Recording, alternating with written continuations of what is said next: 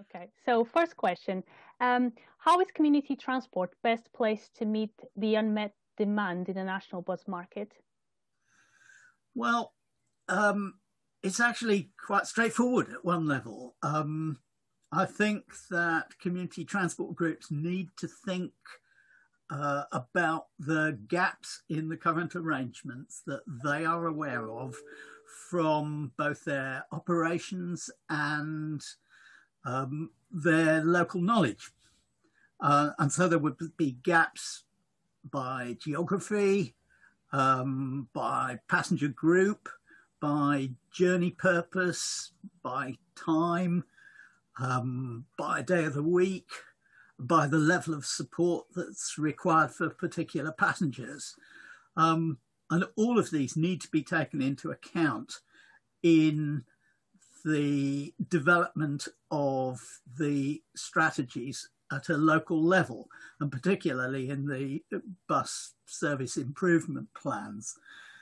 The bus strategy has set out some significant aspirations for improved bus service frequencies, covering of services in the evenings and at weekends, low fares, and so on and so forth. And then there's a £3 billion funding headline attached to this. But if you do the maths on the commitments for the various bits of money, maybe half of that is either already has been taken up or is going to be taken up with keeping buses going during the sort of depression of the market during the pandemic, and half to three-quarters of a billion is committed to paying for electric buses. So the actual amount that's going to be available for improved frequencies and so on is actually relatively small. And if you compare that with the recent report by the Campaign for the Preservation of Rural England, which suggested that £14 billion was required over 5 years to make rural bus services work at an effective level, you can see that there's still going to be a lot of gaps in the network. And that creates opportunities for community transport groups which are effective in their local area. So, I mean, that's primarily a rural issue, but obviously we have to take into account improved mobility for people who find difficulty using conventional services.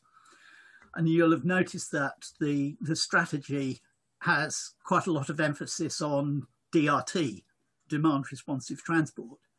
Well, that's just a generic term. And okay, the recent models, very app-based, high-tech,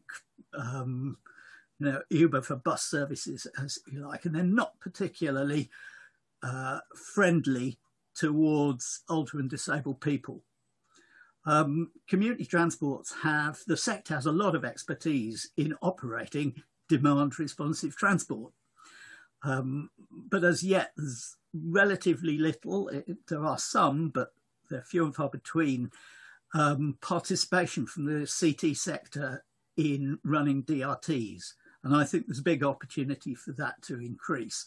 So I'd anticipate that CTs will step up to the challenge of introducing new technology into their operations, taking on the challenge of running public DRTs, but in particular, trying to work through the problem that there are no good models in place for the interactions between the new model of DRT and the traditional model of dial-a-ride. How are we supposed to work these two together? How are they supposed to integrate? Or what's the demarcation between them? How do we interact the two systems for the benefit of passengers and indeed for improved efficiency? So we're not duplicating, we're actually making the best use of the available capacity. So there's some big challenges there, but there's absolutely no reasons why community transports shouldn't actually step up and participate. Okay. And my second question is, how can community transport operators build a relationship with the commercial sector so that they can play a part in the enhanced partnerships? Yes, this is going to be interesting because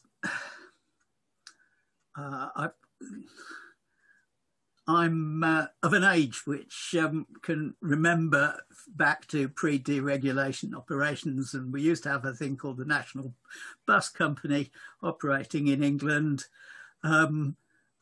which actually set up the very first community bus services.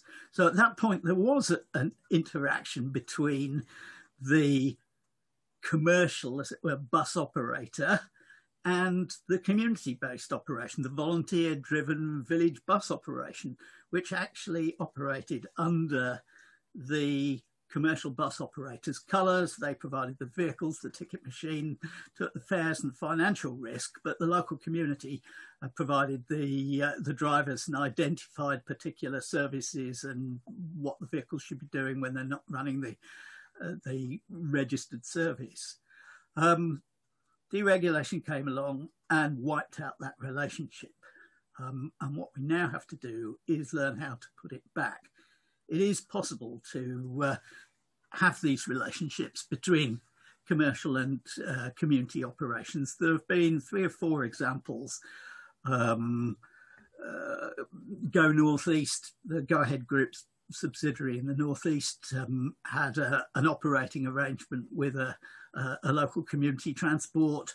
We've got the example on the Isle of Wight with volunteer drivers of conventional buses, and so on. So it is possible, but we've now got the structure, the framework of an enhanced partnership to actually require the various operators in a particular local authority area to come together and work together for the benefit of the travelling public. So the idea is that there's, if you like, a win-win if we can get more people onto the bus system. And by bus system, I'm including community transport in that, because if we participate in the partnerships, then, as it were, we are inside the tent for public transport.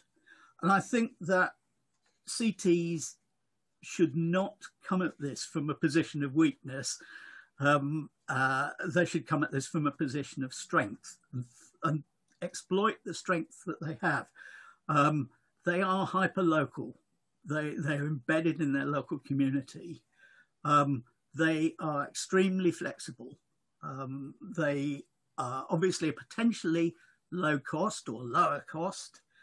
They have extremely strong networking arrangements. And you need to think about how difficult it is for commercial bus operations, the managers in commercial bus companies, to actually network in the way that community transport groups do.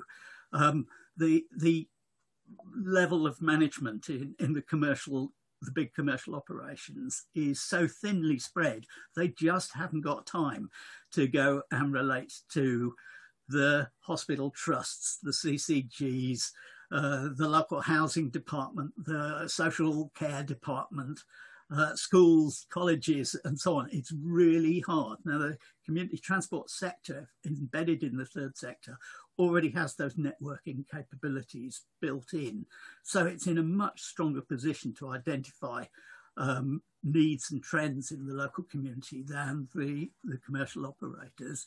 And it may also be something which the local authority transport team haven't got time to do either. So I'm simply saying that community transport groups should think about their strengths and deploy those in terms of developing relationships with the conventional commercial operators inside a partnership. We need to break down the idea that there's us and them, and particularly from a, how can I put it, a passenger point of view. One of the aspirations for the enhanced partnership model is multi-operator ticketing.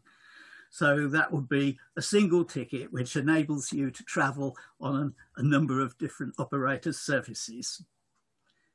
That's going to be a challenge for community transport. How do we participate in that?